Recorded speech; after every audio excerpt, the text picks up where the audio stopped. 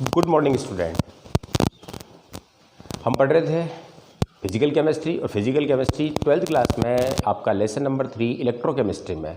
और इलेक्ट्रोकेमिस्ट्री में हमने पढ़ा था सबसे पहले इलेक्ट्रोलाइटिक सेल के बारे में और उसके बाद पढ़ रहे थे इलेक्ट्रोकेमिकल सेल। और इलेक्ट्रोकेमिकल सेल में आपको बता दूं मैं कि हमने सबसे स्टार्टिंग किया था डेनियल सेल के बारे में। डेनियल सेल की मैकेनिज्म को पूरा पढ़ा था, उसके स्ट्रक्चर को पूरा पढ़ा था, ठीक है। उसके बाद हम पढ़ रहे थे इलेक्ट्रोड पोटेंशियल, जो लास्ट लेक्चर था, इलेक्ट्रोड पोटेंशियल और उसका मेजरमेंट। इसके अलावा EMF इलेक्ट्रोमोटिव फोर्स के बारे में, यानी कि सेल पोटेंशियल के बारे में। और फिर उसके बाद हमने पढ़ा था इलेक्ट्रोड पोटेंशियल की एप्लीकेशंस। अब आज का सबसे इम्पोर्टेंट जो आपका इलेक्ट्रोकेमिस्ट्री का जो टॉपिक है, नल्स इक्वेशन के बारे में हम पढ़ने वाले हैं। तो बच्चों, हमने देखा था कि डेनियल सेल के अंदर आप जब इलेक्ट्रोड पोटेंशियल निकालते हैं, किसी सेल का इलेक्ट्रोड और सेल पोटेंशियल निकालते हैं, तो वहाँ पर हम SHE का यूज करते हैं, स्टैंडर्ड हाइड्रोजन इलेक्ट्रोड का। और वहाँ पर E नोड यानी कि स्टैंडर्ड इलेक्ट्रोड पोटेंशियल या स्टैंडर्ड सेल पोटेंशियल के बारे में जब मेजर करते हैं तो वहाँ पर हम रखते हैं 1m कंसंट्रेशन और 25 डिग्री सेंटीग्रेड टेम्परेचर। यानी ये चीज़, अब जब आप इस टेम्परेचर और इस कंसंट्रेशन के ऊपर किसी का इलेक्ट्रोड पोटेंशियल निकालते हैं, स्टैंडर्ड इलेक्ट्रोड पोटेंशियल निकालते हो, तब वहाँ पर आपके दो जो हाफ सेल होते हैं उनके जब धारा प्रवाहित ना हो, तब इलेक्ट्रोड पोटेंशियल का जो डिफरेंस आता है उसी को हम क्या कहते हैं, सेल पोटेंशियल कहा जाता है। अब आप देखें, जैसे कि आप डेनियल सेल है और डेनियल सेल में आपने यहाँ पर एक क्या कर रखा है, Zn की नोड आपको पता है, और ये Zn+2 आयन के कॉन्टेक्ट में है। और यहाँ से आपका सेकंड हाफ सेल जो है वो है कॉपर, और कॉपर +2 आयन के कांटेक्ट में है। ये आपके डेनियल सेल की एक सिंपल सी, और यहाँ पर आपका साल्ट ब्रिज लगा हुआ है। क्लियर है? जब आप इस परिपथ को जोड़ देते हैं, सर्किट को जोड़ देते हैं, तब आपका क्या होता है कि धारा प्रवाहित होना चालू हो जाती है। और कुछ समय धारा प्रवाहित होने के बाद मैंने सर्किट को हटा दिया। सपोज करो कि सबसे पहले मैंने यहाँ पर 1m कंसंट्रेशन रखी थी, यहाँ पर भी 1m कंसंट्रेशन रखी थी, 25 डिग्री सेंटीग्रेड टेम्परेचर था। और उस समय आपने इस इलेक्ट्रोड का पोटेंशियल SHE के सापेक्ष निकाला था, और जो डिफरेंस आया था E nought cell equal E nought cathode minus E nought anode, यही था। लेकिन जब आपने सेल से धारा प्राप्त कर ली है, कुछ समय के लिए सेल को यूज किया है, अब उसके बाद आपने सर्किट को हटा दिया है। अब आपसे पूछ लिया जाता है कि अब इलेक्ट्रोकेमिकल सेल जो है, इसका सेल पोटेंशियल क्या होगा। समझ में आया?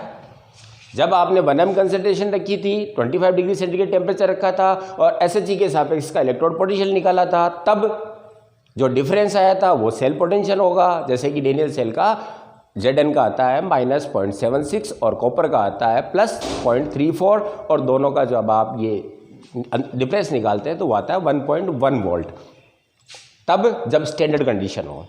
लेकिन अब मैंने कहा कि इस सेल से आपने धारा ले ली है, कुछ समय के लिए इसको डिस्चार्ज कर दिया है। अब आपसे पूछा गया है यूज करने के बाद कि बताओ कि सेल पोटेंशियल कितना है, ई सेल कितना है आएगा। तो अब कंसंट्रेशन न तो यहाँ पर 1m रही, ठीक है, और हो सकता है टेम्परेचर भी आपका चेंज हो गया हो, तब इलेक्ट्रोड पोटेंशियल की कैलकुलेशन कैसे की जाए। अब आपका 1m कंसंट्रेशन नहीं है और टेम्परेचर भी 25 नहीं है, तब इसकी आप कंसंट्रेशन चेंज होने के बाद, डिस्चार्ज होने के बाद, कुछ डिस्चार्ज होने के बाद आपको यूज बैटरी के लिए पूछ लिया जाए कि अब बताओ इसका ई सेल कितना है। तो इसका कैलकुलेशन किससे करेंगे? तो इसका कैलकुलेशन करने के लिए मैंने बताया नल्स इक्वेशन जो है वो इसीलिए दी गई है कि आप डिफरेंट जो कंसंट्रेशन रखी जाए और अलग अलग टेम्परेचर हो, उस कंडीशन पर आप इलेक्ट्रोड पोटेंशियल या आपका सेल पोटेंशियल कैसे निकाला जाए। तो आज का पॉइंट आपका इसी इक्वेशन पर है, यानी कि concentration and temperature effect on electrode potential and cell potential के ऊपर। क्लियर है? तो ये आज का आपका टॉपिक का एम रहेगा। समझ में आया चीज़ कि किसी डिस्चार्ज बैटरी के लिए आपको ई सेल निकालना हो तो कैसे मेजर किया जाए ना। कंप्लीटली डिस्चार्ज नहीं, हाफ डिस्चार्ज है, कुछ यूज ले लिया है। अब आपसे पूछा गया है कि इससे अब कितनी विद्युत धारा प्राप्त होगी। ओके, तो आज का टॉपिक आपका नल्स इक्वेशन। अब मैं इस चीज़ को बताने से पहले इसमें हम क्या क्या पढ़ने वाले हैं, कुछ चीज़ें आप नोट कर लें। हम पढ़ेंगे concentration and temperature effect on electrode potential, E electrode के लिए एंड ई सेल के लिए, या जिसको हम क्या कहते हैं, ईएमएफ कहते हैं। तो ईएमएफ या ई सेल पर या ई इलेक्ट्रोड पर आपका कंसंट्रेशन और टेम्परेचर का इफेक्ट क्या होगा, और इस टॉपिक को हम दूसरा नाम दे देते हैं नॉन्स इक्वेशन। अब आप इसमें 3 पॉइंट जनरली हम पढ़ने वाले हैं।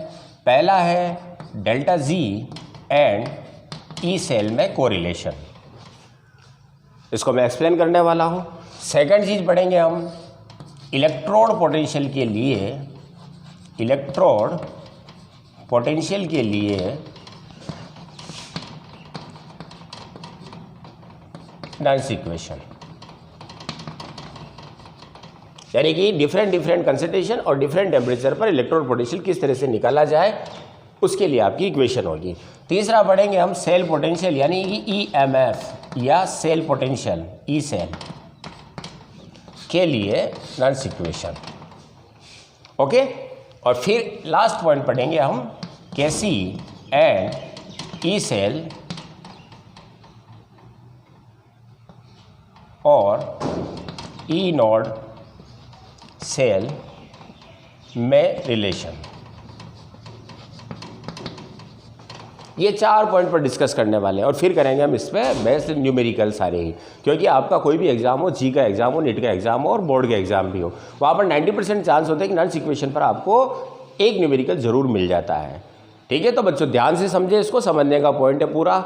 मैंने बताया थीम क्या है कि जब आपका स्टैंडर्ड कंडीशन ना हो, यानी कि आपने बैटरी को यूज कर लिया, सेल को यूज कर लिया है कुछ समय के लिए, और अब आपसे पूछ लिया जाता है कि अब इसके अंदर इलेक्ट्रोड पोटेंशियल ई सेल कितना है, या कोई इलेक्ट्रोड है तो उसका इलेक्ट्रोड पोटेंशियल कितना होगा, उसके बारे में। और चूंकि आपके सेल के अंदर क्या होता है, एक रेडॉक्स रिएक्शन होती है, तो रेडॉक्स रिएक्शन जब होती है तो वहाँ पर रिएक्शन फॉरवर्ड डायरेक्शन में, बैकवर्ड डायरेक्शन में भी होगी, और इक्विलिब्रियम भी आपका स्टेबल हो जाता है। उस कंडीशन में आपका इक्विलिब्रियम कांस्टेंट और इलेक्ट्रोड पोटेंशियल के बीच में या ई सेल के बीच में क्या कोरिलेशन होता है, तो केसी के आधार पर ई सेल निकालना, ईएमएफ ज्ञात कर लेना, डेल्टा जी के आधार पर ई सेल ज्ञात कर लेना, और एक इलेक्ट्रोड के लिए इलेक्ट्रोड पोटेंशियल ज्ञात कर लेना, और इसके अलावा आपका किसी सेल के लिए अलग कंडीशन हो, यानी कि अलग कंसंट्रेशन हो, तो वहाँ पर आपका ई सेल ज्ञात करना, ये आपका मेजर चीज़ होगा। ठीक है बच्चों, तो ये पॉइंट्स उतार लो आप 4।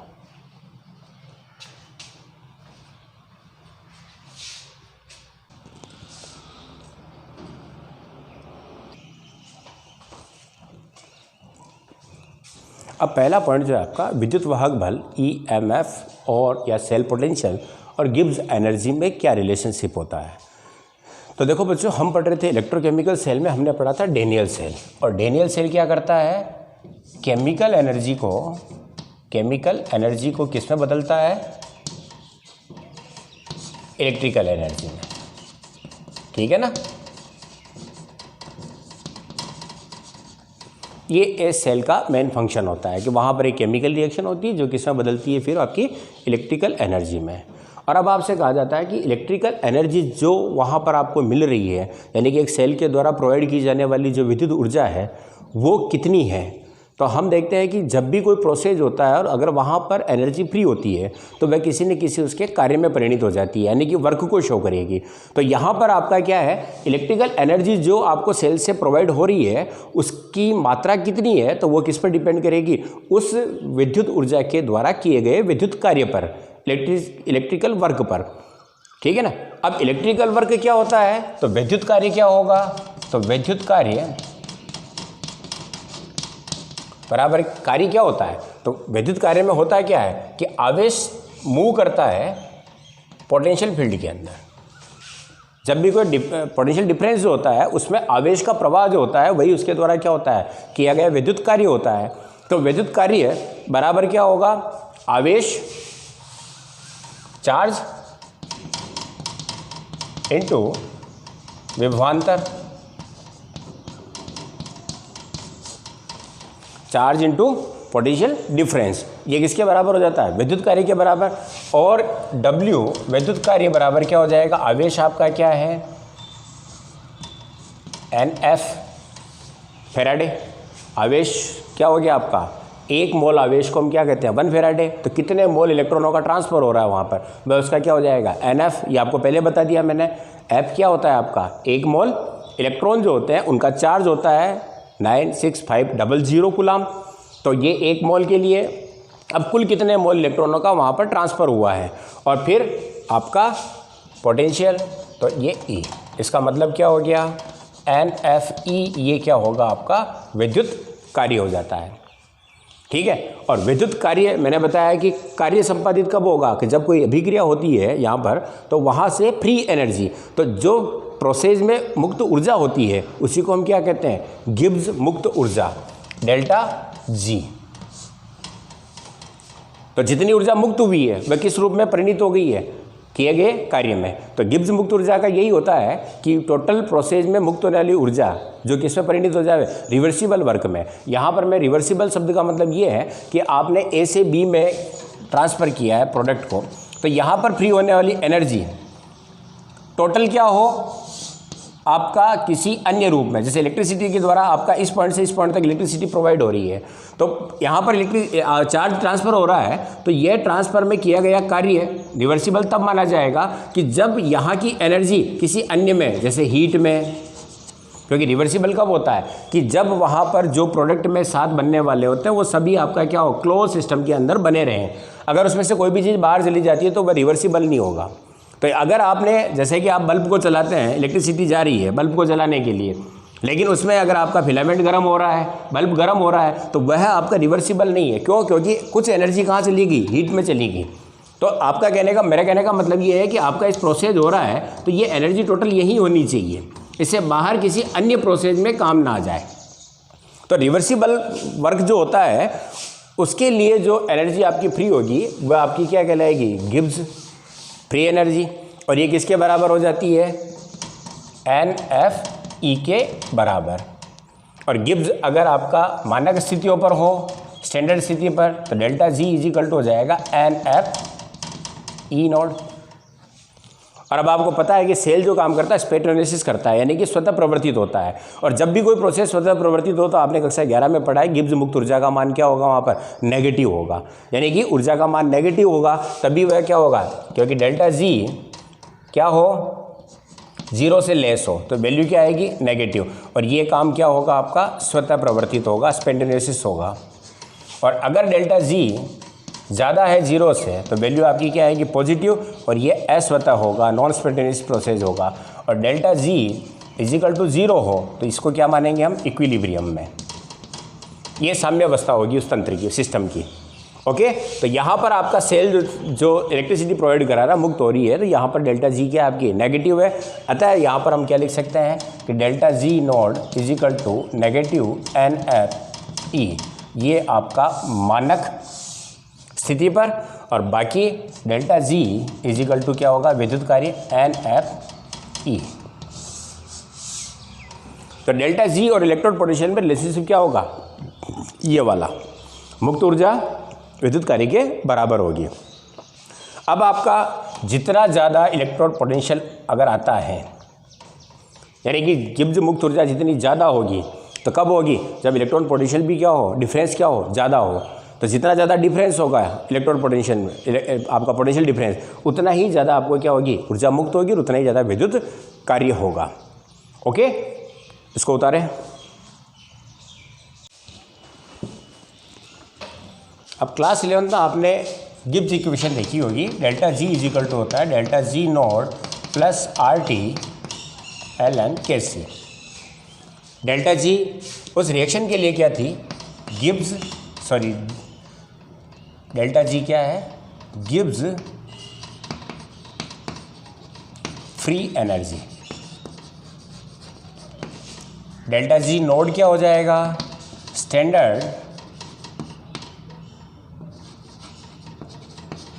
Gibbs free energy.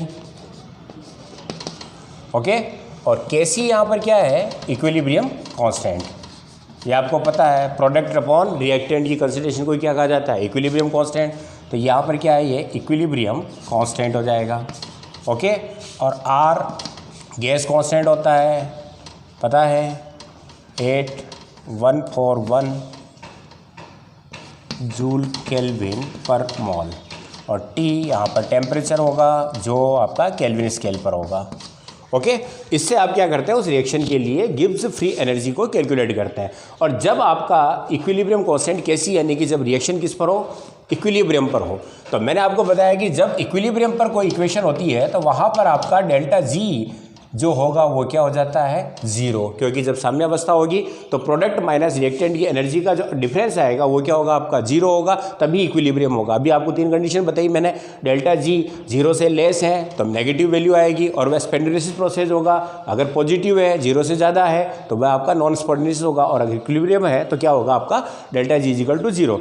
अब आप delta G equal to zero की वैल्यू यहाँ रखें तो क्या हो जाएगा, zero equal delta G nought plus R T ln KC, और अब आप डेल्टा जी नोड को निकालें तो हो जाएगा minus R T ln KC। Okay, ये आपकी क्या है, स्टैंडर्ड गिब्स एनर्जी की वैल्यू होगी आपके उस सेल के लिए, डेनियल सेल के लिए, जब सेल क्या हो, इक्विलिब्रियम पर हो।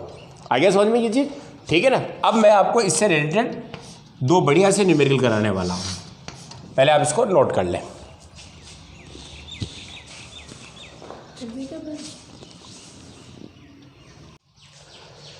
तो गिब्स एनर्जी के ऊपर जो अभी मैंने आपको बताया कि गिब्स एनर्जी NFE के बराबर होगी, तो उस पर मैं एक छोटा सा एक न्यूमेरिकल है, इसको सॉल्व करें, आपको क्लियर हो जाएगा। आपको कैलकुलेट करना है स्टैंडर्ड गिब्स एनर्जी को, और आपको वैल्यू दे रखी है, इलेक्ट्रॉन पोटेंशियल स्टैंडर्ड दे रखा है क्रोमियम के लिए और दे रखा है कैडमियम के लिए। उसके पहले आपने इलेक्ट्रोकेमिकल सेल पढ़ लिया है। अब आपको डेल्टा जी नोड कैलकुलेट करना है, तो delta G node is equal to क्या हो जाता है, माइनस NFE नोड। ओके, अब आपके पास ई नोड मतलब यहाँ पर ये क्या है, EMF है या ई सेल है। अब ई सेल बराबर आपको बताया गया कि ई नोड यानी कि सेल के लिए क्या होगा, ई nought cathode minus E nought anode. और आपको ये भी पता है कि एनोड कौन बनेगा और कैथोड कौन बनेगा, तो डिटेल में आप पढ़ चुके हैं। क्या था वहाँ पर कि जिसका इलेक्ट्रोड पोटेंशियल माइनस में जितना ज़्यादा होगा वो इलेक्ट्रॉन डोनेटिंग होगा और वह एनोड बनेगा। तो यहाँ पर क्रोमियम है -0.74 और ये है -40। इसका मतलब नेगेटिव वैल्यू किसकी ज़्यादा है, क्रोमियम की, तो ये क्या बनने वाला आपका एनोड, और ये क्या बनेगा यहाँ पर आपका कैथोड। आपको सेल इक्वेशन, सेल फॉर्मूला सारी चीज़ें बता रखी है। तो अब आप देखें यहाँ पर, तो ई नोड सेल पहले निकाल लें अपन, तो E nought cell equal to cathode के लिए क्या है यहाँ पर, तो वैल्यू दे रखी है -0.40 और -0.74। ओके, तो अब आपका ई नोड सेल जो आएगा वो क्या हो जाएगा, ये माइनस माइनस आपका प्लस हो गया, तो यहाँ पर आ जाएगी वैल्यू 0.34 पॉजिटिव। ये आ गया आपका क्या, ई नोड सेल। ठीक, अब आप यहाँ पर n की वैल्यू देखें, ट्रांसफ़र कितना हुआ है, तो आपने देखा है कि Cr+2 से Cr यानी कि 2 इलेक्ट्रॉन यहाँ पर क्या हो रहे हैं, आपके ट्रांसफ़र हो रहे हैं। तो n इजिकल टू यहाँ पर क्या हो जाएगा 2, यानी कि 2 मोल इलेक्ट्रॉन यहाँ पर क्या हो रहे हैं, फ्लो हो रहे हैं। तो अब आपका delta G is equal to value रख लें, तो -n बराबर कितना हो गया 2 फेराडे, आपको पता है 96500, और E कितना है यहाँ पर 0.34। और अब आप इसको क्या कर लें, मैथमेटिकली सोल्व करेंगे, तो ये आपका आंसर आ जाएगा 86 किलो जूल पर मोल। ये आपका डेल्टा जी नोड आ जाता है। आसान है, केवल आपको क्या करना है, तो ये एक चीज़ क्या बताती है आपको कि अगर आपको फ्री एनर्जी का पता है तो आप इलेक्ट्रोड पोटेंशियल निकाल सकते हैं, सेल पोटेंशियल निकाल सकते हैं। ठीक है, और अगर सेल पोटेंशियल है तो उसमें कुल एनर्जी कितनी फ्री हुई गिब्स, उसकी कैलकुलेशन आसानी से की जा सकती है। ठीक है, इसको आप नोट कर लें। तो स्टूडेंट, अब तक आपने क्या देखा, 2 चीज़ें, delta G is equal to NFE nought. E nought यहाँ पर क्या है, सेल के लिए, और दूसरा क्या है, ये delta G node is equal to, और delta G is equal to minus आएगा NFE सेल। यहाँ पर ये सारी चीज़ें स्टैंडर्ड कंडीशन में है। स्टैंडर्ड का मतलब समझ गए होंगे आप, 25 डिग्री सेंटीग्रेड टेम्परेचर हो, 1 m जब आपका सॉल्यूशन लिया जाए, और 1 atm क्या हो यहाँ पर, प्रेशर हो। और ये तब है जब आपकी स्टैंडर्ड कंडीशन ना हो, यानी कि कंसंट्रेशन जो है वो भी आपकी क्या है 1m नहीं है और टेम्परेचर भी आपका क्या है स्टैंडर्ड नहीं है। तो ऐसी स्थिति में आप ई सेल को कैसे ज्ञात करेंगे? तो इसी के लिए फिर क्या था, नल्स इक्वेशन जो है आपकी वो इसी को बताती है कि डिफरेंट कंसंट्रेशन पर और डिफरेंट टेम्परेचर के ऊपर अगर आपको ई सेल ज्ञात करना हो तो किस तरह से ज्ञात किया जाए। कहने का मतलब ये है कि ई सेल पर कंसंट्रेशन और टेम्परेचर का इफेक्ट क्या होगा, ठीक है, उसके लिए नल्स इक्वेशन दी गई थी। तो अब हम स्टार्ट करते हैं। नल्स इक्वेशन देखो दो चीज़ों के लिए, अगर आपको ई सेल ज्ञात करना है या आपको ई इलेक्ट्रोड ज्ञात करना है, किसी इलेक्ट्रोड का पोटेंशियल ज्ञात करना है और वहाँ पर कंसंट्रेशन और टेम्परेचर स्टैंडर्ड नहीं है, तो किस तरह से मेजर किया जाएगा। तो मैं नल्स इक्वेशन को दो भागों में डिवाइड कर रहा हूँ। पहला है सिंगल इलेक्ट्रोड के लिए टेम्परेचर और कंसंट्रेशन का इफेक्ट क्या होगा, और फिर ईएमएफ या ई सेल के लिए कंसंट्रेशन और टेम्परेचर का इफेक्ट क्या होने वाला है। ओके, तो मैं स्टार्ट कर रहा हूँ। पहला, ये आपका पॉइंट क्या है, concentration and temperature effect on E electrode and E cell या ईएमएफ। यानी कि आपका जो पॉइंट है वो क्या है, concentration and temperature effect on electrode potential electrode के लिए एंड ईएमएफ यानी कि ई सेल के लिए। अब पहला है इलेक्ट्रोड पोटेंशियल ज्ञात करना। इलेक्ट्रोड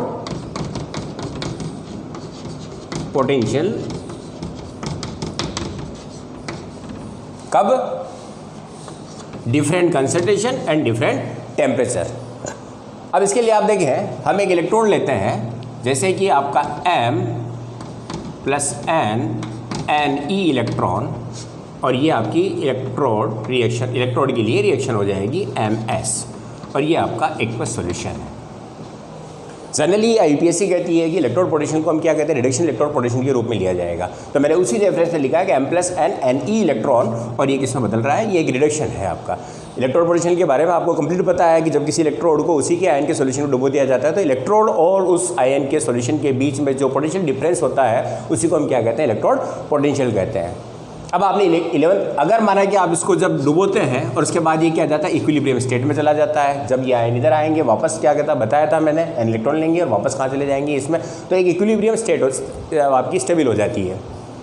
अब यहाँ पर आप कक्षा 11 में पढ़ा आपने कि इक्विलिब्रियम कांस्टेंट Kc = क्या होता है, तो प्रोडक्ट की कंसंट्रेशन अपॉन रिएक्टेंट की कंसंट्रेशन, यानी कि MS अपॉन M + N ये होगा। अब आपकी गिब्स इक्वेशन क्या कहती है, गिब्स इक्वेशन के लिए मैंने आपको बताया कि delta G node plus RT ln Kc, और ये Kc जब लिखा जाता है जब इक्विलिब्रियम हो, और जब इक्विलिब्रियम ना हो तो इसे क्या कहते हैं, हम QC के रूप में लिखते हैं। QC का मतलब होता है रिएक्शन क्वोशेंट, यानी कि साम्यावस्था के अलावा जब साम्यावस्था स्थापित ना हो तब उत्पाद और क्रियाकारकों की सांद्रताओं का जो रेशियो होता है वह आपका क्या कहलाता है, QC कहलाता है। ये तब जब इक्विलिब्रियम ना हो। तो मैं यहाँ पर इसको QC लिख देता हूँ। ओके, अब आपने देखा है कि डेल्टा G = क्या होता है, NFE माइनस, और डेल्टा G नोड = क्या हो जाएगा, -NFE नोड। ये आपको बता रखा है कि जो आपकी मुक्त ऊर्जा होती है वो किसके बराबर होगी, विद्युत कार्य के बराबर। और विद्युत कार्य क्या होता है, तो आवेश इंटू विभवांतर। ओके, अब ये वैल्यू मैं यहाँ रख दूँ तो ये हो जाएगा NFE = -NFE node upon plus RT log QC। Clear. अब इस इक्वेशन में मैं क्या करूं, -NF से डिवाइड कर दिया जाए दोनों तरफ, -NF से डिवाइड करने पर,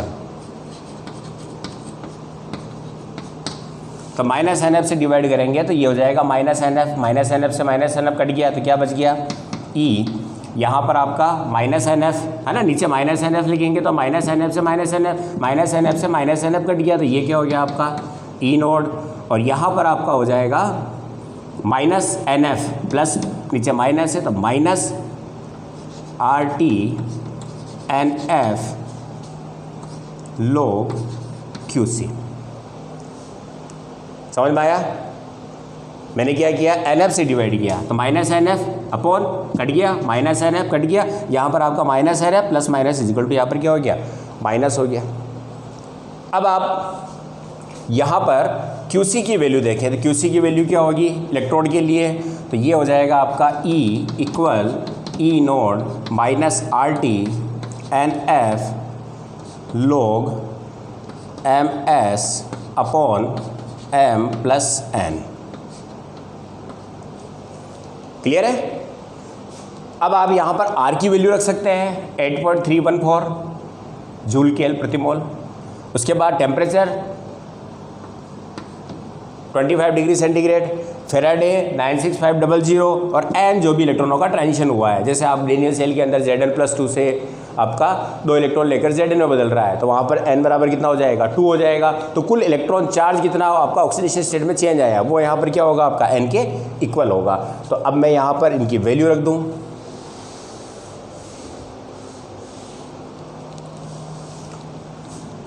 ई नोड बराबर E equal to E nought minus R 8.314 into 298 upon n into 96500 ln m s upon m plus n। Clear? अब आप इस लॉग को प्राकृतिक लॉग डेट के रूप में लिखा जाए तो हम क्या करेंगे 2.303 से गुणा कर देंगे। ओके, तो पहले आप यहाँ तक का स्क्रीनशॉट ले लें ताकि मैं आगे इसको मिटा के आगे का डेरिवेशन कर दूँ। ओके, तो आप इसका स्क्रीनशॉट ले लें यहाँ से। एक इलेक्ट्रोड के लिए यहाँ लिख दें, एक इलेक्ट्रोड के लिए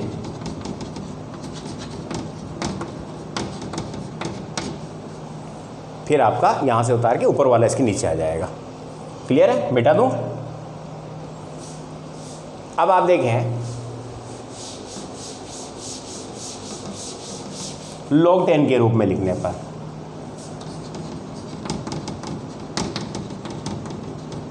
तो ये हो जाएगा E equal E nought minus 2.303 into 8.314 into 298 upon n into 96500 log 10 1 upon m plus n।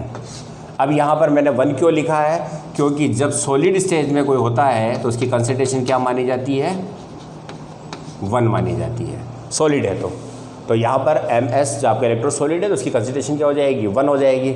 अब इसको सॉल्व कर लेंगे तो ये आ जाएगा E equal to E nought minus 0.0591 upon n log 10 1 upon m plus n। और ये आपकी नल्स इक्वेशन है किसके लिए,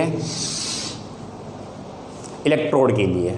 जब कोई इलेक्ट्रोड है और उसका इलेक्ट्रोड पोटेंशियल आपको निकालना है तो उस जगह पर आपका ये रह जाएगा आपका, और ये उसकी क्या है कंसंट्रेशन है। जो भी आपकी सॉल्यूशन है उसकी कंसंट्रेशन रखी जाएगी, यहाँ पर सांद्रता रखी जाएगी। क्लियर है? अब आप इसको उतार लें, ये इलेक्ट्रोड पोटेंशियल ज्ञात करने के लिए है।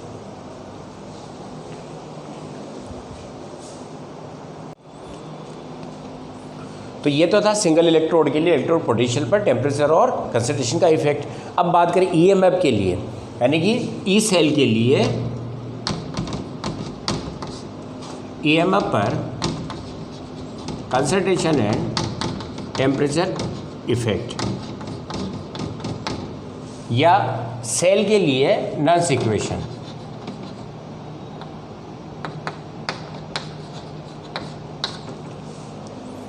अब आप बात करें एक सेल के लिए, जैसे हम डेनियल सेल लेते हैं तो डेनियल सेल में आपकी रिएक्शन थी Zn प्लस कॉपर प्लस 2, ये आपको ध्यान है Zn प्लस 2 प्लस कॉपर। यहाँ पर Zn S है, यहाँ पर एक्वस है जिसकी कोई कंसंट्रेशन है, यहाँ पर ये एक्वस है, इसकी भी कंसंट्रेशन होगी, और ये यहाँ पर क्या है, एस है, जिसकी कंसंट्रेशन 1 है। ओके, अब इसके लिए आपकी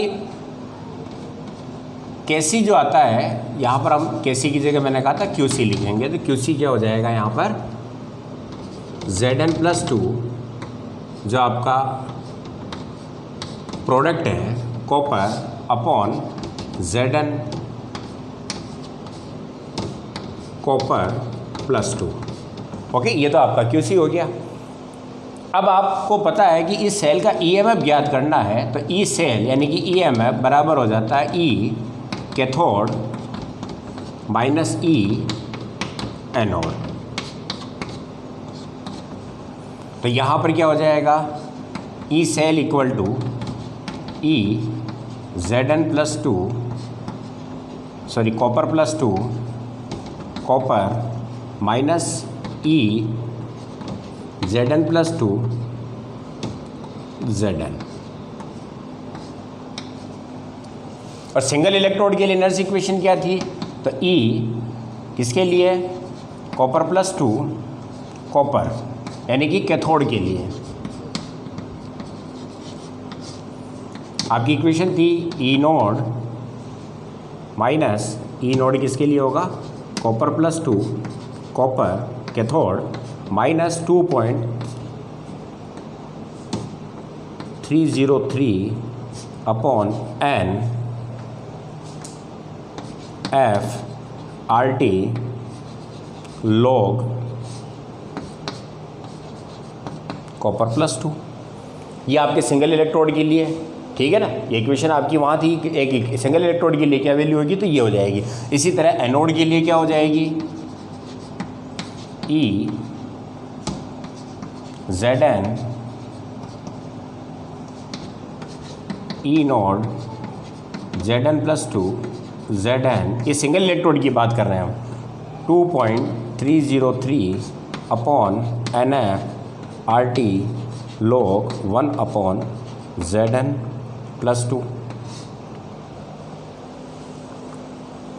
ओके, यहाँ पर मैंने क्या कहा कि लोग केसी क्यूसी जो रखा था, तो कॉपर की वैलेंसी कॉपर एस जो है वहाँ पर उसकी कंसंट्रेशन क्या हो जाएगी 1, और यहाँ पर Zn की कंसंट्रेशन क्या हो जाएगी 1। तो ये इक्वेशन आपकी दोनों इलेक्ट्रोड के लिए है।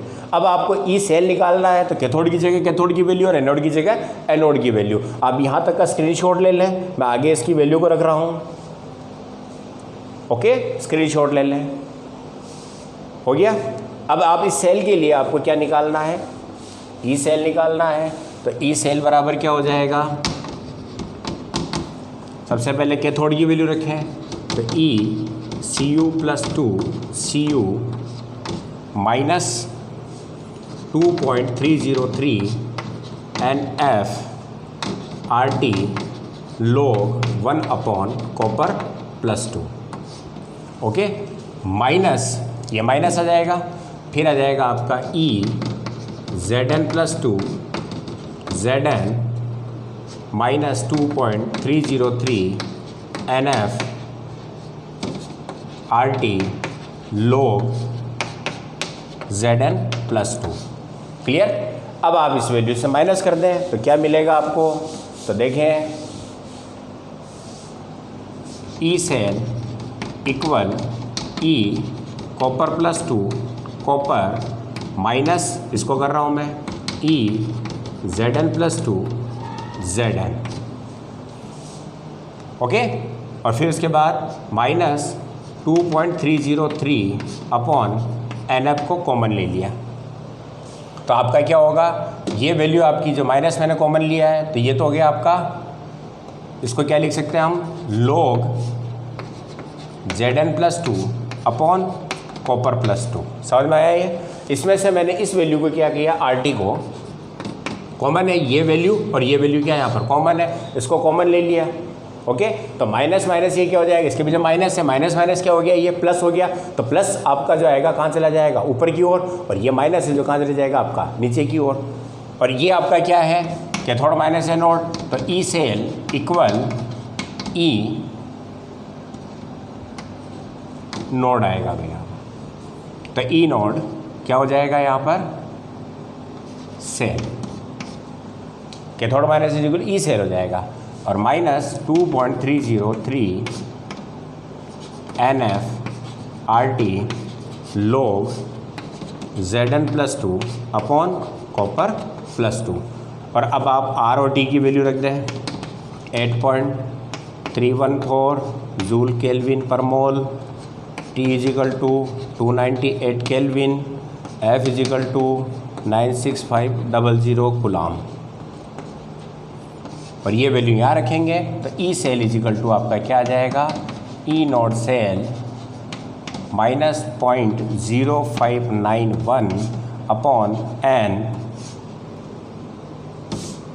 log Zn+2 upon copper +2। और इसको आप यूँ भी लिख सकते हैं, E cell equal E naught cell minus 0.0591 upon N log product बटा क्या हो जाएगा आपका रिएक्टेंट या एनोड की कंसंट्रेशन अपॉन कैथोड की कंसंट्रेशन। ओके, ये आपकी हो जाएगी नॉइस इक्वेशन किसके लिए, सेल के ईएमएफ के लिए। Zn माइनस में है और ये भी माइनस में है, यानी कि ई सेल जो आपका आएगा उससे कमी जो आएगी। अब कंसंट्रेशन पर ध्यान दें तो ये कम होता जाएगा, तो Zn की कंसंट्रेशन बढ़ने के साथ साथ ई सेल कम होता जाएगा, और कॉपर की कंसंट्रेशन बढ़ने के साथ साथ ई सेल क्या होता जाएगा, बढ़ता जाएगा, क्योंकि 1 है ये आपका।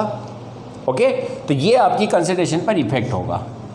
तो आपने देखा जब आप सेल को जोड़ते हैं तो स्टार्टिंग में आपका ईएमएफ 1.1 होता है, फिर जैसे जैसे धारा प्रवाहित होती है तो Zn की कंसंट्रेशन धीरे धीरे बढ़ती जाती है, बढ़ने के साथ साथ क्या होता जा रहा है, कम होता जा रहा है। और कॉपर की कंसंट्रेशन वहाँ पर क्या होती जा रही है, घटती जा रही है, कॉपर +2 की। तो घटने के साथ साथ क्या होगा, ये वैल्यू कम होगी, तो कॉपर की वैल्यू घटने के साथ साथ ये वैल्यू आपका डिवाइड करोगे ज़्यादा आएगा, तो ये आपका कम आ जाएगा, ई सेल कम होता जाएगा। तो ये आपकी नॉइस इक्वेशन है किसके लिए, सेल के लिए, ईएमएफ के लिए। ओके, इसको उतार लो, मिटा दूं। अब यहां पर हम एक चीज़ और बता दूंगा आपको, n बराबर क्या होता है, कुल इलेक्ट्रॉन। डेनियल सेल में आपका Zn+2 Zn convert into Zn+2 2 electron, और कॉपर +2 इलेक्ट्रॉन यहाँ पर था, इसका मतलब 2 इलेक्ट्रॉन है, तो n बराबर यहाँ पर क्या हो जाएगा आपका 2 डेनियल सेल के लिए, Zn वाले सेल के लिए। लेकिन कई बार क्या होता है, चलो इसको उतार लो, पहले मिटा दूं। तो बच्चों ये थी आपके ई सेल के लिए नॉइस इक्वेशन, जो टेम्परेचर और कंसंट्रेशन के इफेक्ट को शो करती है। क्या थी ये, E naught cell minus 0.0591 upon N, यहाँ पर थी आपकी एनोड की कंसंट्रेशन अपॉन कैथोड की कंसंट्रेशन। ये आपकी नॉइस इक्वेशन है। ओके, यहाँ पर लो हो गया आपका, क्लियर। अब एक चीज़ देखें, मैं आपको 2 सेल बताता हूँ। जैसे कि एक सेल है Zn+2 कॉपर +2 कॉपर। इसके लिए आपको ई सेल निकालने के लिए इक्वेशन क्या होगी, तो इसकी इक्वेशन क्या हो जाएगी आपकी, E cell equal to E nought cell, यहाँ पर आ जाएगा आपका क्या, एनोड यानी कि Zn+2, और नीचे क्या आ जाएगा आपका कॉपर। ओके, अब एक सेल और देखें, जैसे कि आपका सेल है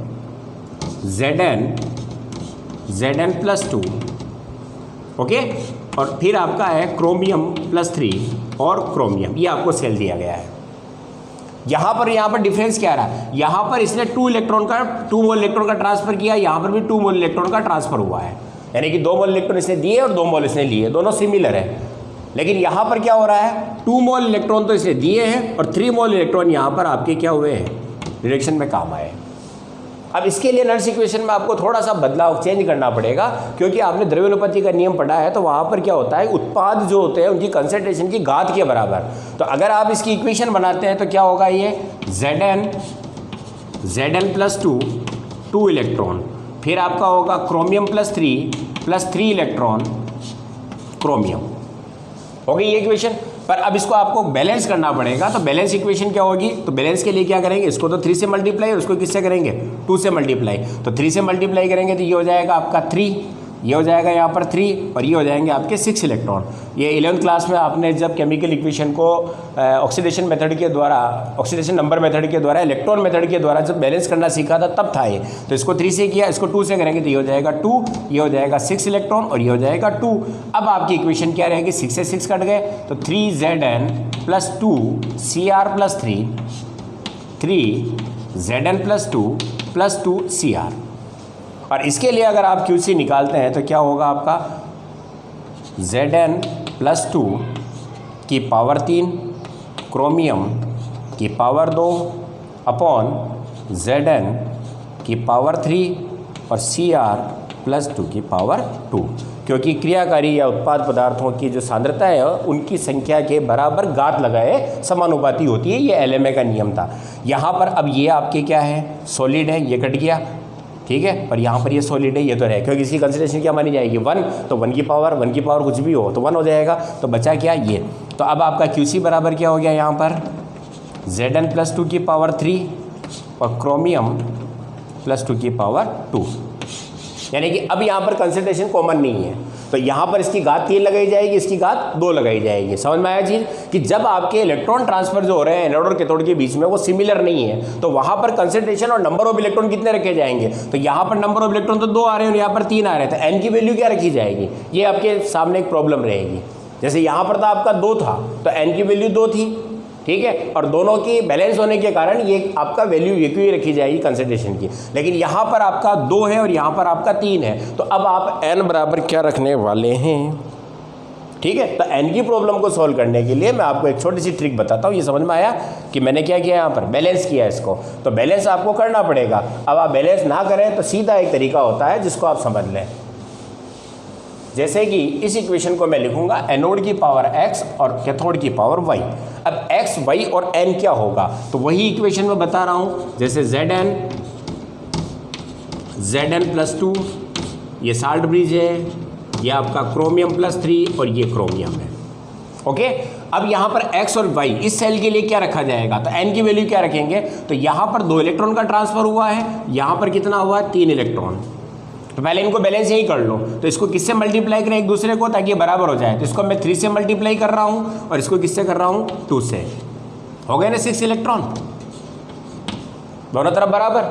अब आप क्या करेंगे, ये जो 3 रखा है मैंने, ये किसकी वैल्यू होगी, x की, और ये किसकी वैल्यू होगी, y की। तो x बराबर यहाँ पर कितना रखा जाएगा, जो आपको कंसंट्रेशन दी जाएगी उसकी वैल्यू कितनी, x की घात कितनी लगाई जाएगी, 3, और यहाँ पर कितनी लगाई जाएगी, y। और n बराबर कितना हो गया अब आपका 6 इलेक्ट्रॉन, तो n बराबर 6 हो गया, x बराबर कितना हो गया 3 और y बराबर कितना हो गया 2। तो बच्चों ये जो ट्रिक है इसमें आपका कोई भी न्यूमेरिकल हो, अधिकतर क्या होता है कि आपको कंसंट्रेशन दी जाएगी एनोड और कैथोड सॉल्यूशन की। अब यहाँ पर जब कंसंट्रेशन रखते हो तो जब आपका सिमिलर फॉर्म हो तब तो आपको n भी मिल जाएगा और यहाँ पर आपको घात कुछ भी नहीं लगा, क्योंकि घात लगाने की जरूरत नहीं होगी। लेकिन यदि आपकी इलेक्ट्रॉन अलग अलग कर रहे हैं मूव, इधर 2 इधर 3, तो इनको बैलेंस करके आपको क्या करनी पड़ती है, QC या KC निकालना पड़ता है। तो ऐसी स्थिति में आपकी वैल्यू हो जाएगी ये। आगे समझ में, अभी न्यूमेरिकल करेंगे तब आपको बताने वाला हूँ मैं, ओके। तो ये ध्यान रखें x और y को, कि x बराबर क्या रखा जाएगा, तो पहले आप अगर बैलेंस नहीं है तो, और बैलेंस अगर कर रहे हो तो इसका रेशियो निकल जाता है। जैसे Zn वाले में क्या आपका 2 है, इधर 2 है, तो बैलेंस है, तो इनका रेशियो क्या हो गया 1:1, और 1:1 हो गया तो यहाँ पर क्या हो जाएगा 1 और 1, तो कोई आपकी वैल्यू वही रह जाएगी, x और y बराबर 1:1 रखा जाएगा, तो जो कंसंट्रेशन दे रखी है वही रहेगी। और जब ये वैल्यू चेंज होती है, जब इनसिमिलर इलेक्ट्रॉन का ट्रांसफर होता है दोनों तरफ, तब जाके आपको यहाँ पर क्या करना पड़ेगा, x और y की वैल्यू रखनी पड़ेगी। तो इस इक्वेशन को आप ध्यान रखें और इसका स्क्रीनशॉट ले लें ताकि आपको ध्यान रहे, ये एग्जाम्पल है यहाँ पर, ओके। तो ये है आपकी नर्स इक्वेशन इलेक्ट्रोड पोटेंशियल के लिए और किसके लिए, क्योंकि नर्स इक्वेशन की एप्लीकेशंस क्या है, तो नर्स इक्वेशन के द्वारा हम क्या कर सकते हैं, डेल्टा जी को एनी कंसंट्रेशन और एनी टेम्परेचर पर ज्ञात किया जा सकता है, क्योंकि डेल्टा जी बराबर क्या होता है -NFE, और ई सेल ज्ञात करना है एनी कंसंट्रेशन और टेम्परेचर के लिए। तो ई सेल के लिए आपको क्या करना पड़ेगा, ये इक्वेशन आपकी ई सेल निकाल के देगी। यहाँ से ई सेल निकाल के यहाँ रखेंगे तो आपको डेल्टा जी मिल जाएगा, ओके। तो इसकी क्या एप्लीकेशन हो गई, डेल्टा जी का डिटर्मिनेशन किया जा सकता है, मेजर किया जा सकता है। इसके अलावा ई इलेक्ट्रोड निकाला जा सकता है, इलेक्ट्रोड पोटेंशियल ज्ञात किया जा सकता है, और ई सेल यानी कि EMF को भी ज्ञात किया जा सकता है। तो 3 मेजर एप्लीकेशंस है और इसी पर आपके न्यूमेरिकल्स होते हैं, अब इलेक्ट्रोड पोटेंशियल के और केसी यानी कि आपका जो साम्य स्थिरांक है और ई नोड जो होता है आपका यानी कि स्टैंडर्ड इलेक्ट्रोड पोटेंशियल किस तरह से ज्ञात किया जा सके। तो अगला बिंदु मैं ले रहा हूँ स्टैंडर्ड इलेक्ट्रॉन पोटेंशियल ज्ञात करना या इलेक्ट्रोड स्टैंडर्ड जो पोटेंशियल है उसका और केसी के बीच में संबंध, इक्विलिब्रियम कांस्टेंट में क्या संबंध होता है। अब नेक्स्ट पॉइंट देखते हैं इक्विलिब्रियम कांस्टेंट, इक्विलिब्रियम कांस्टेंट केसी व ई नोड सेल में relation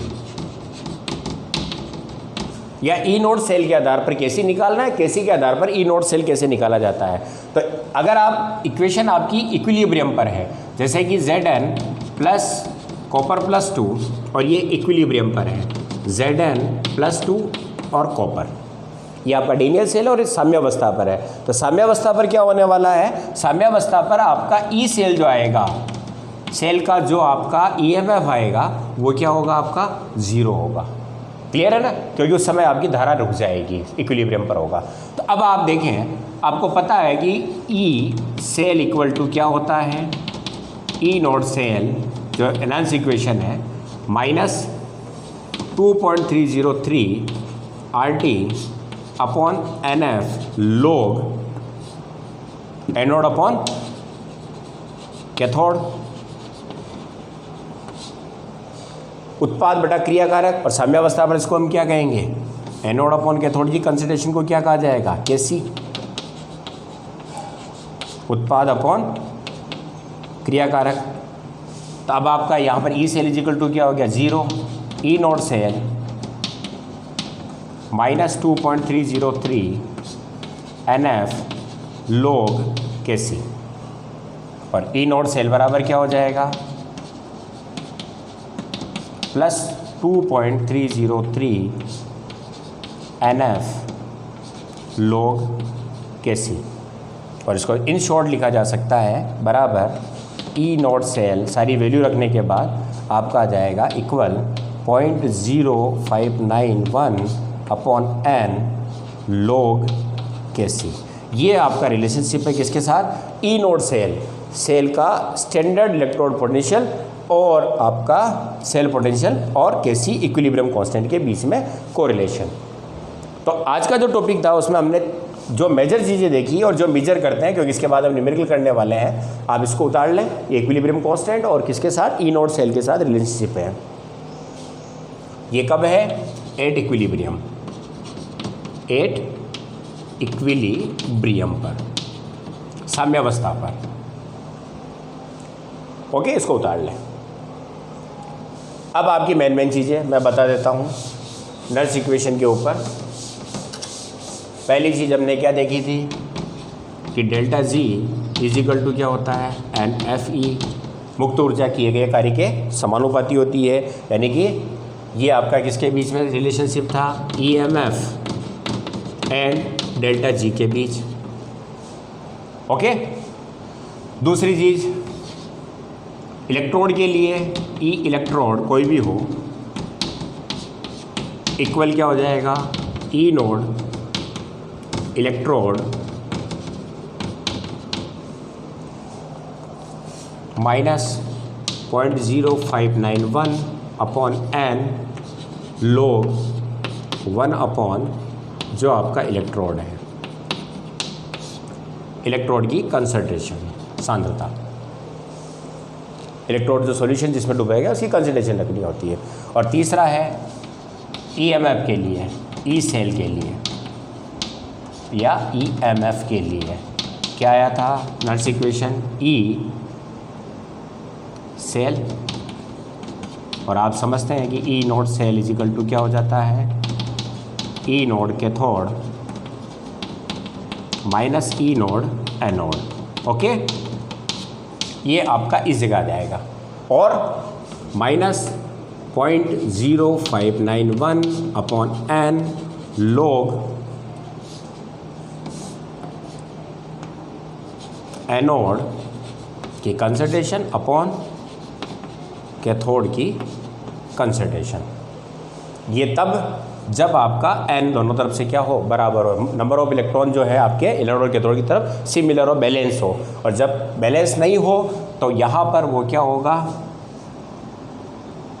E cell equal to E nought cell minus -0.0591 upon n log anode की पावर x और कैथोड की पावर y। ये मैंने अभी आपको बताया था। ये ध्यान रखें जब आपके इनसिमिलर इलेक्ट्रॉन का ट्रांसफ़र हुआ हो।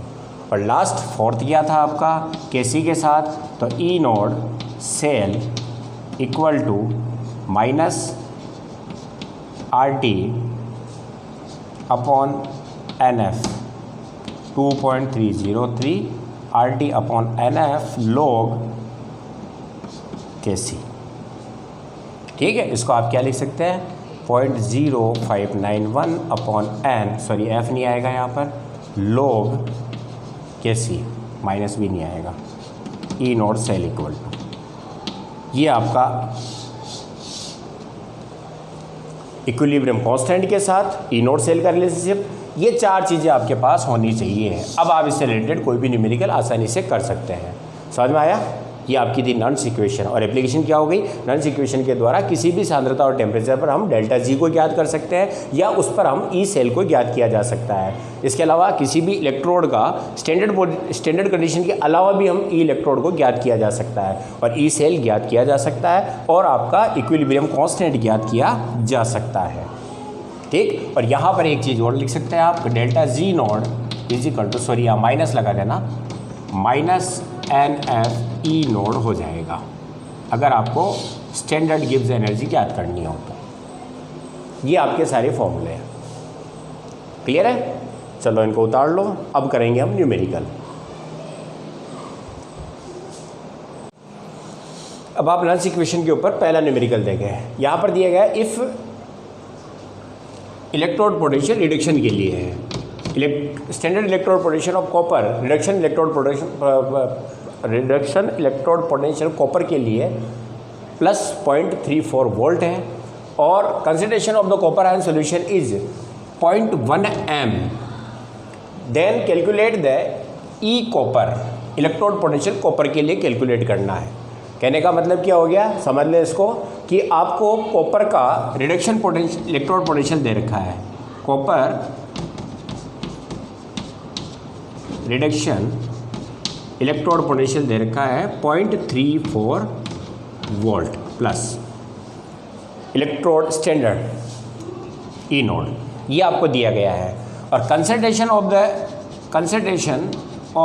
कॉपर प्लस 2 आयन किसके बराबर है, 0.1 m है। ये आपको कंसंट्रेशन दे रखी है। अब आपको क्या ज्ञात करना है, ई कॉपर के लिए ज्ञात करना है, कॉपर का इलेक्ट्रोड पोटेंशियल ज्ञात करना है। एक सिंगल इलेक्ट्रोड हाफ सेल है, उसका पोटेंशियल ज्ञात करना है। तो सिंगल इलेक्ट्रोड के लिए आपकी नॉन्स इक्वेशन, क्योंकि यहाँ पर कंसंट्रेशन चेंज है, 1 m नहीं, मतलब 1 m की जगह 0.1 दे रखा है, तो ई कॉपर इलेक्ट्रोड यानी कि ई इलेक्ट्रोड कॉपर इक्वल क्या हो जाएगा आपका, E naught copper plus 2 copper minus 0.591 upon n log copper plus 2 concentration आ जाएगी। ये आपकी नॉन्स इक्वेशन थी। अब आपको क्या ज्ञात करना है, कॉपर के लिए ज्ञात करना है इलेक्ट्रोड पोटेंशियल, तो E copper is equal to E naught आपको दे रखा है 0.34 माइनस 0.0591 अपॉन n देखें तो कितना है, copper plus 2 convert into copper, यानी कि n बराबर कितना आएगा यहाँ पर 2, तो ये 2 log 0.1। अब आप इसको सोल्व कर लें तो ये आ जाएगा आपका 0.34 माइनस 0.0295 log, इसको ऊपर ले लूँ 10 की पावर -1, तो यहाँ पर आपका log 1 हो गया इसका मान। तो ये हो जाएगा आपका 0.34 माइनस 0.0295। अब आप इसको माइनस कर लें तो लगभग ये आ जाएगा आपका E copper is equal to 0.31 volt. ये आपका आंसर हो जाएगा। ओके, सॉरी यहाँ पर 0 है।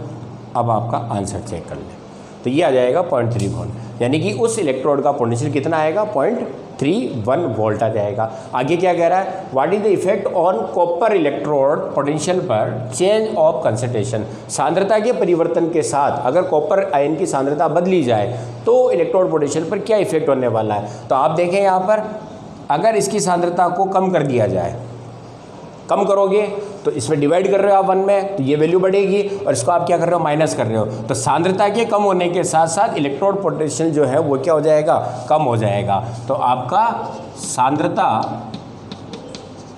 कम करने के साथ ई कॉपर कम होगा, और अगर इसकी सांद्रता आप ज़्यादा कर देते हैं तो इसका जो रिजल्ट आएगा 1 ये वैल्यू ज़्यादा हो जाएगी। तो ज़्यादा हो जाएगी तो इसके डिवाइड करोगे तो ये वैल्यू कम आएगी, कम आएगी तो इलेक्ट्रोड पोटेंशियल से माइनस जो पार्ट होने वाला वो कम होगा, यानी कि सांद्रता के कम होने के साथ साथ इसका जो भाग देने पर वैल्यू आएगी वो बढ़ेगी और माइनस होगा, इसलिए इसका ई सेल क्या होता जाएगा, इलेक्ट्रोड पोटेंशियल क्या होता जाएगा, कम होता जाएगा। ओके, ये आपका पहला सिंपल सा न्यूमेरिकल है, उतार लो इसको। नेक्स्ट क्वेश्चन, आपको एक सेल दिया गया है Mg convert into Mg+2 0.0001 m concentration है। फिर आपको दिया गया Ag+1 0.001 m कंसंट्रेशन है, कन्वर्ट इनटू Ag। ये आपको सेल डायग्राम दिया गया है। इस सेल के लिए आपको क्या निकालना है, ई सेल निकालना है, EMF ज्ञात करना है इस सेल का, और इसके लिए आपको ई नोड सेल दिया गया है कितना, 3.17 वोल्ट। क्लियर है। अब आपके लिए इसके लिए सिंपल सा है, आपको ई सेल ज्ञात करना है। तो ई सेल के लिए नल्स इक्वेशन क्या होती है, E cell equal E nought cell minus 0.0591 upon n, और फिर आपका क्या हो जाएगा यहाँ पर एनोड अपॉन कैथोड।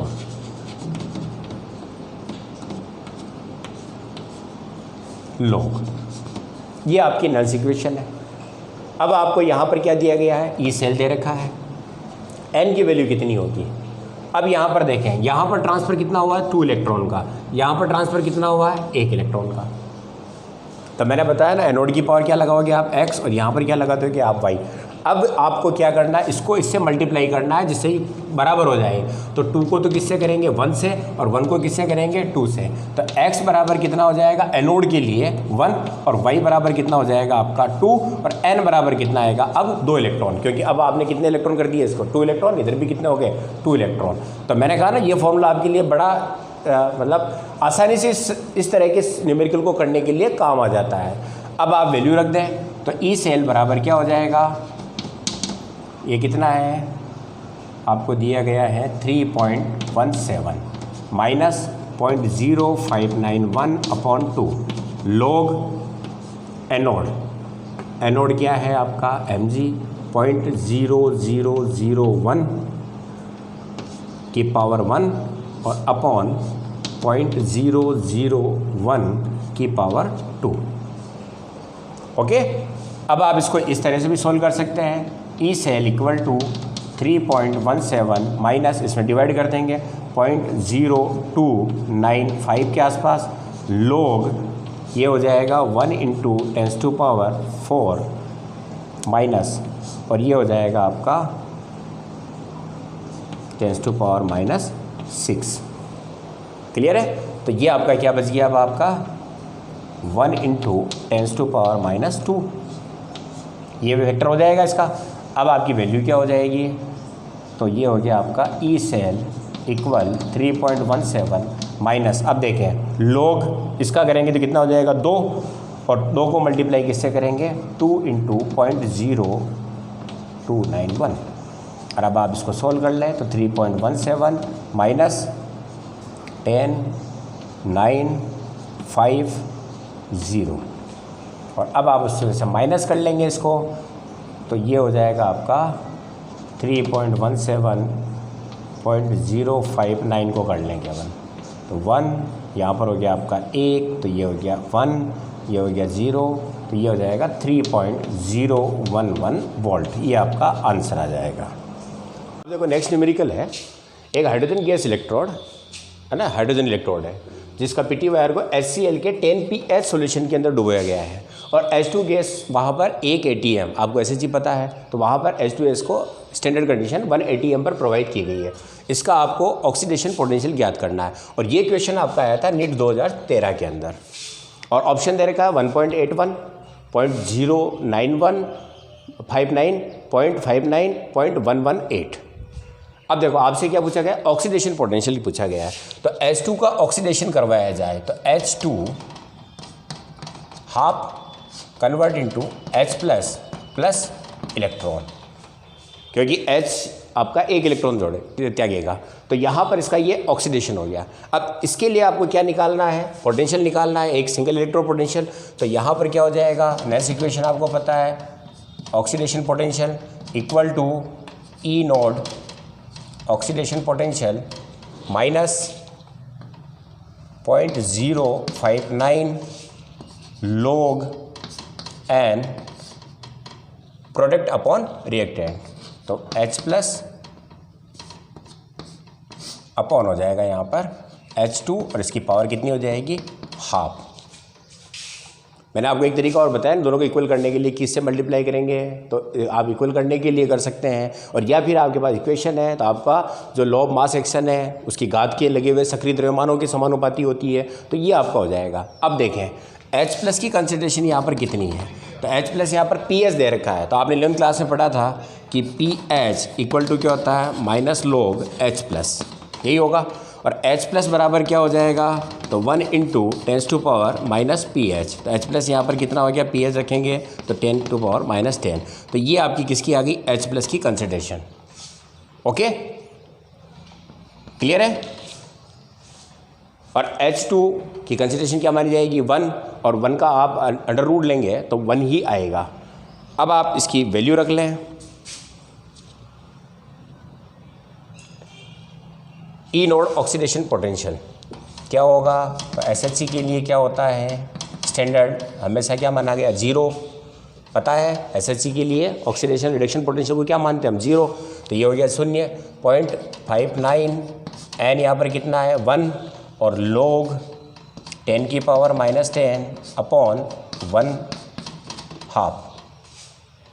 अब आप इसको सोल्व कर लें तो E oxidation potential is equal to 0 minus 0.059 log minus log 10 की पावर माइनस 10 की वैल्यू कितनी हो जाती है 10, और 1 का अंडर रूट कितना हो जाएगा 1, तो ये हो जाएगा इंटू 10, और oxidation potential equal to minus 0.59। Okay, और अब आप इसको सोल्व करेंगे तो क्या आ जाएगा आपका, E oxidation potential is equal to 0.59 volt. इसका मतलब आंसर आपका कौन सा होगा यहाँ पर, C। ओके, अगला न्यूमेरिकल देखें, Zn electrode dip in 0.1 m ZnSO4 solution. Zn electrode को 0.1 m कंसंट्रेशन वाले ZnSO4 के सॉल्यूशन में डुबोया गया है, जहां पर E नोड यानी कि स्टैंडर्ड इलेक्ट्रोड पोटेंशियल Zn के लिए रिडक्शन है, वो क्या है, माइनस 0.76 वोल्ट और टेम्परेचर 298 केल्विन आपने डुबोया है, जहां पर उसका रिडक्शन पोटेंशियल कितना आ रहा है 0.76 वोल्ट। और आपको कैलकुलेट क्या करना है, कैलकुलेट Zn का इलेक्ट्रोड पोटेंशियल निकालना है। तो यहाँ पर आपकी इक्वेशन है ये Zn plus 2 electron convert into ZnS। Okay, और इसके इलेक्ट्रोड पोटेंशियल के लिए Ezn बराबर आपकी नेक्स्ट इक्वेशन हो जाती है Zn plus 2 Zn minus 0.0591 and log product upon reactant. ZnS की कंसंट्रेशन यहाँ पर क्या हो जाएगी 1, Zn प्लस 2 की कंसंट्रेशन आपको दे रही 0.1 m, n इक्वल आपको दिखाई दे रहा है 2 इलेक्ट्रॉन है तो 2, और Zn प्लस 2 Zn आपको दिया गया है माइनस 0.76 वोल्ट। वैल्यू रख दें तो ये हो जाएगा Zn equal -0.76 minus 0.0591 upon 2 log 1 upon 1 into 10⁻⁻1 0.1 को लिख सकता हूं मैं। ओके, अब ये हो गई आपकी। अब आप इसकी वैल्यू देखें तो EZN इक्वल टू -0.76 -0.0295 डिवाइड कर दिया और log 1 अपॉन इसको ऊपर ले जाएंगे तो 10⁻1 और log 10⁻1 की वैल्यू कितनी हो जाती है 1। अब आपका हो गया ये 0.76 -0.0295 क्लियर। और अब आप इसको माइनस कर लें तो माइनस को प्लस करेंगे तो 0.76 के साथ 0.0295 को जोड़ दें तो ये हो जाएगा 5987। तो आंसर हो जाएगा आपका -0.7895 वोल्ट। ओके, ये आपका छोटा सा सवाल है और इसको मैंने नेल्स इक्वेशन के द्वारा सोल्व किया है। समझ में आ गया। तो बड़े आसान से सवाल आते हैं, ये NIT 2015 का क्वेश्चन है। तो इस तरह से आप क्या कर सकते हैं, केवल एक नल्स इक्वेशन। तो कुल आपको जो फॉर्मूले की जरूरत पड़ी वो क्या थी, या तो न्यूमेरिकल इस पर आएगा डेल्टा जी माइनस एनर्जी पर, या आपकी नल्स इक्वेशन के ऊपर तो वो आपको पता है ई सेल हो चाहे ई इलेक्ट्रोड हो तो वो हो जाता है ई स्टैंडर्ड सेल या E standard electrode minus 0.059 upon N, और आपका एनोड बटा कैथोड होगा। ठीक है, और सिंगल इलेक्ट्रोड है तो ऊपर आपकी 1 वैल्यू रहेगी सॉलिड की और वहाँ पर होगा आपका जो कंसंट्रेशन दी जाती है वो। क्लियर है। तो ये आपके न्यूमेरिकल थे नल्स इक्वेशन के ऊपर जो आपके समझ में आ गए होंगे। ये आपका इलेक्ट्रोकेमिकल सेल जहाँ पर हमने इलेक्ट्रोड पोटेंशियल और इलेक्ट्रोड पोटेंशियल पर टेम्परेचर कंसंट्रेशन इफेक्ट को भी देखा और उसके न्यूमेरिकल भी सोल्व किए हैं। ओके, तो यहाँ तक आपका। अब आपका जो टॉपिक आएगा वो है बैटरीज के ऊपर, कि जो इलेक्ट्रोकेमिकल सेल होते हैं तो वहाँ पर आपकी बैटरी जो होती है रिवर्सिबल बैटरी होती है, तो उनके बारे में हम पढ़ने वाले हैं। ओके बच्चों, चलो थैंक यू।